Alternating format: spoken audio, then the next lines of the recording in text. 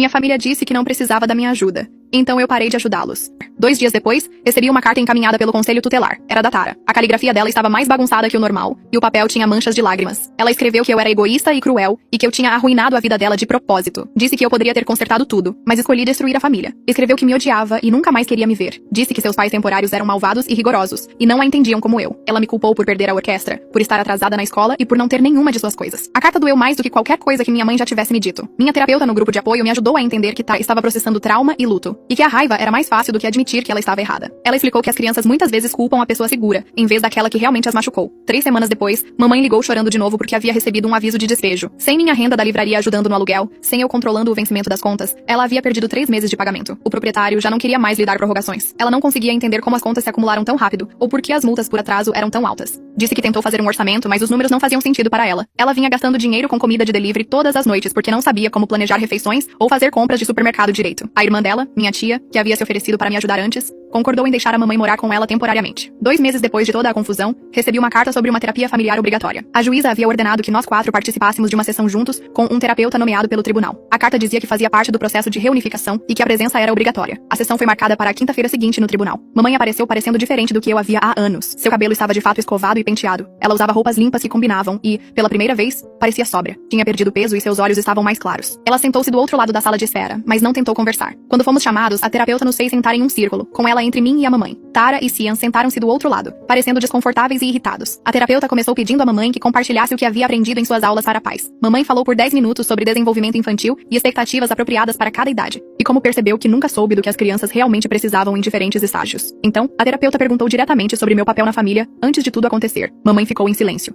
e olhou para as mãos por um longo tempo. Finalmente, ela olhou para mim com lágrimas escorrendo pelo rosto e disse as palavras que eu esperei 9 anos para ouvir. Ela admitiu que me forçou a ser a mãe, que roubou minha infância, que foi egoísta, negligente e errada. Disse que entendia agora que o que ela fez comigo foi abuso, mesmo que não tivesse me batido ou tido a intenção de me machucar. Disse que as aulas para pais a fizeram perceber o quanto de dano ela causou a todos nós. Foi a primeira vez que ela assumiu responsabilidade real por qualquer coisa. Mas, sentada ali, ouvindo-a, tudo o que senti foi um vazio, porque era tarde demais para pedidos de desculpa consertarem o que ela quebrou. A terapeuta então se virou para Tara e pediu que ela compartilhasse como estava se sentindo sobre tudo. O rosto de Tara se contraiu e lágrimas começaram a rolar por suas bochechas, enquanto ela olhava para mim com uma mistura de dor e raiva que apertou meu peito. Ela limpou o nariz na manga e disse à terapeuta que sentia tanto a minha falta que doía, mas que também me odiava por deixar tudo desmoronar. Disse que não entendia por que eu não podia simplesmente consertar as coisas como sempre fazia antes. A terapeuta assentiu e explicou com uma voz calma que a raiva de Tara por mim era na verdade destinada à mãe, mas que parecia mais seguro sentir raiva de mim. Ela disse a Tara que eu também era apenas uma criança quando comecei a cuidar de todos, e que aquele não deveria ser o meu trabalho. Tara começou a chorar cada vez mais forte, até fazer pequenos sons ofegantes. A terapeuta lhe entregou lenços e esperou que ela se acalmasse antes de se virar para Cian. Meu irmão ficou sentado, cutucando um buraco em seu jeans e sem olhar para ninguém. A terapeuta perguntou a ele 3 vezes antes que ele finalmente resmungasse, que sabia que o que eles fizeram comigo foi errado. Ele disse que sabia que eu estava basicamente criando eles enquanto a mamãe não fazia nada, mas que não queria abrir mão de ter alguém fazendo tudo por ele. Ele olhou para mim por talvez 2 segundos e disse, desculpa. Mas eu pude perceber pela sua voz que ele estava mais arrependido por sua vida fácil ter acabado. A terapeuta escreveu notas em sua prancheta pelo que pareceu uma eternidade antes de olhar para todos nós. Ela recomendou que todos continuássemos com terapias separadas antes de tentar ser uma família novamente. Disse que mamãe precisava provar que podia realmente ser mãe e que eu precisava de tempo para descobrir quem eu era sem cuidar de todo mundo. Mamãe assentiu e prometeu que faria o que fosse preciso para ter os filhos de volta, enquanto eu deixei claro que não voltaria. Acontecesse o que acontecesse. A sessão terminou com a terapeuta agendando consultas individuais para todos e nos lembrando que seria um processo longo. 2 semanas após aquela sessão, cheguei em casa do trabalho e encontrei um envelope grosso da Universidade Estadual me esperando. Minhas mãos tremeram enquanto eu o abria e lia a carta de aceitação, oferecendo-me uma bolsa de estudos integral, com base em minhas notas. A bolsa cobria tudo, incluindo livros e planos de refeição, o que significava que eu poderia realmente me concentrar nos estudos em vez de trabalhar em 3 empregos. Enquanto isso, mamãe continuou a frequentar suas aulas para pais todas as terças e quintas no centro comunitário. Ela me ligou uma vez para dizer que havia passado na primeira prova sobre os marcos do desenvolvimento infantil. Pude ouvir em sua voz que ela estava orgulhosa de si mesma por aprender a que temperatura lavar as roupas e como verificar se a carne estava bem cozida. 6 semanas depois que as crianças foram para o lar temporário, ela passou na segunda inspeção domiciliar na casa da minha tia. A juíza analisou todos os seus relatórios de progresso e aprovou visitas supervisionadas começando no sábado seguinte. Mamãe chegou 15 minutos atrasada na primeira visita porque se perdeu para encontrar o centro de supervisão. A assistente social teve que lembrá-la 2 vezes sobre as regras, como não discutir o caso ou fazer promessas sobre quando eles voltariam para casa. Tara passou a maior parte da hora mostrando à mamãe seu dever de matemática, enquanto Cian jogava no celular e mal falava. A segunda visita correu melhor,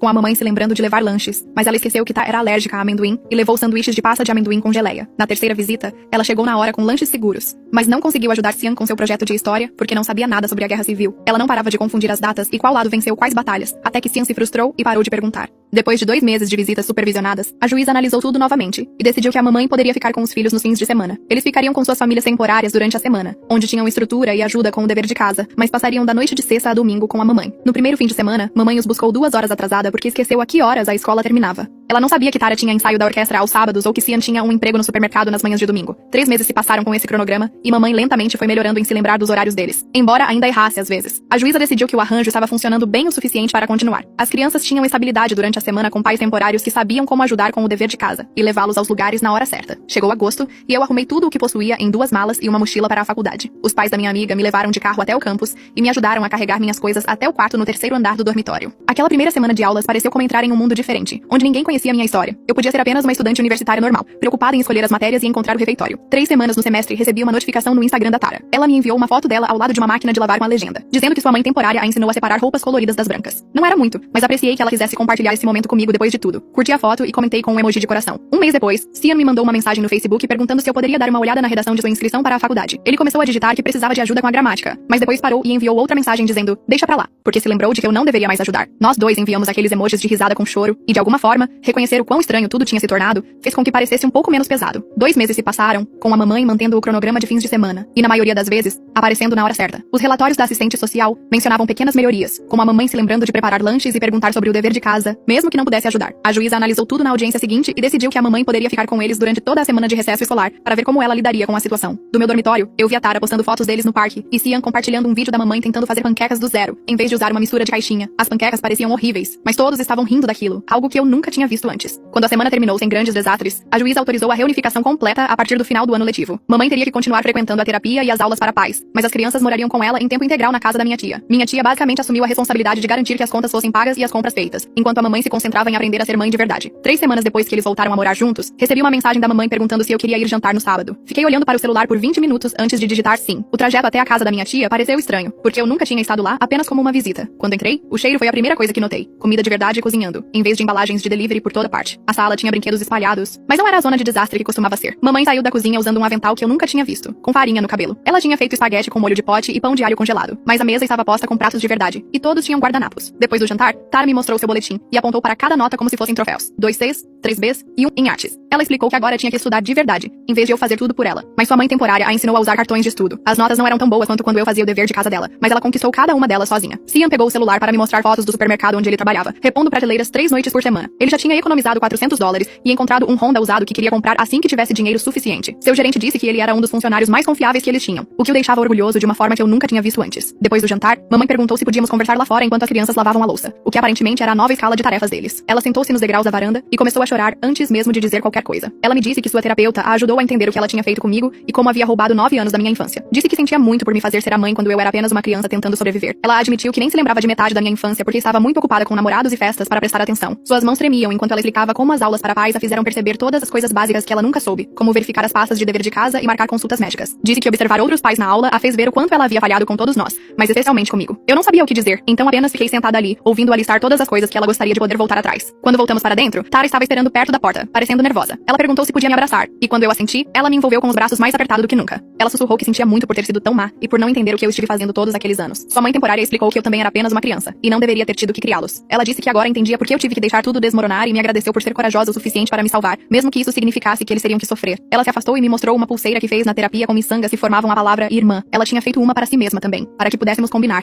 como irmãs de verdade deveriam fazer. Cian se aproximou e fez aquela coisa estranha de garoto, dando um soquinho leve no meu ombro e dizendo, obrigado por fazer todo mundo crescer. Ele admitiu que sabia que o que estavam fazendo comigo era errado, mas gostava de ter outra pessoa cuidando de tudo para não precisar se preocupar. Disse que perder tudo o fez perceber o quanto eu estava carregando e o quão injustos todos eles foram ao esperar isso de mim. 6 meses se passaram desde aquela primeira visita do conselho tutelar, e nada era perfeito, mas tudo era diferente. Mamãe agora sabia fazer 5 jantares diferentes, mesmo que fossem todos coisas simples como tacos e espaguete. As crianças lavavam suas próprias roupas e faziam seus deveres de casa sem ninguém em cima delas. Eu estava fazendo aulas que realmente queria e fazendo amigos que não conheciam toda a minha história. Mamãe nunca ganharia nenhum prêmio de maternidade, mas ela estava realmente tentando pela primeira vez na vida deles. Meus irmãos aprenderam a funcionar como adolescentes normais, em vez de esperar que outra pessoa fizesse tudo. E eu aprendi que me proteger não era egoísmo, mas a coisa mais necessária que eu já fiz por todos nós.